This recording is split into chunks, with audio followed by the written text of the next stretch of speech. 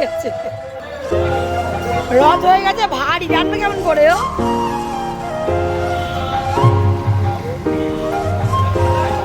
শুরুতেই দেখতে পেলে বন্ধুরা আমাদের রথটা নিয়ে আমরা বেরিয়ে পড়েছি। তো এইবার রথটা ছোদ্দা ভাই মানে আমার ছোটো বাসু সুন্দর করে সাজিয়ে দিয়েছে। আর সোজা রথের সময় আমার বড় বাসু রথটা সুন্দর করে তৈরি করেছিল, সাজানো হয়নি। তো দেখো ওই যে দূরে বড় রথটা দাঁড়িয়ে আছে, ওটা আসতে পারছে না কি কারণে তোমাদেরকে জানাচ্ছি। আর আমাদের রথটা আমরা রাস্তায় তুলে রেখে দাঁড়িয়ে আছি। আর এই দেখো এই যে হলো আমাদের বাড়ি, আর রথটা যাবে হচ্ছে এই দিকে। আমাদের কিন্তু বাড়িটা একদম রোডের পাশে বন্ধুরা। তো দেখো বড় বাসুর এখানে বসে পড়েছে।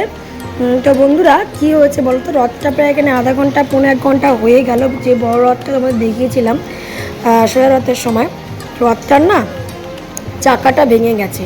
তো কারোর কোনো ক্ষতি হয়নি, মানে রথের মধ্যে এত লোক চেপে গেছিলো যে চাকাটা ভেঙে খুলে গেছে। তাই ছোটো বাসুর গেছে রথের চাকা ঠিক করে দেওয়ার জন্য, মানে লোকজন নিয়ে গেছে। তো ওই জন্য রথটা প্রায় এখানে 1.5 ঘন্টা হয়ে গেল দাঁড়িয়ে আছে। তো আমরা ওয়েট করছি।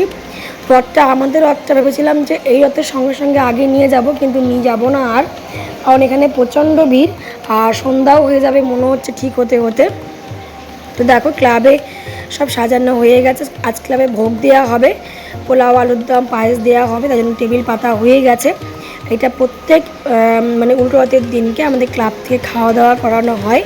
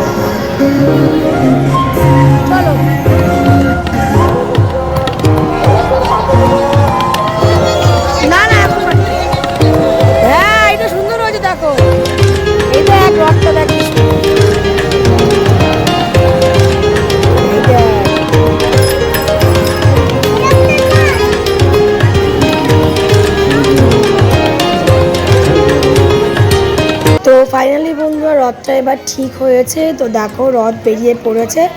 তো চলো বেশি বকবক করবো না, বেশি বকবক করার মতো কিছুই এখানে নেই।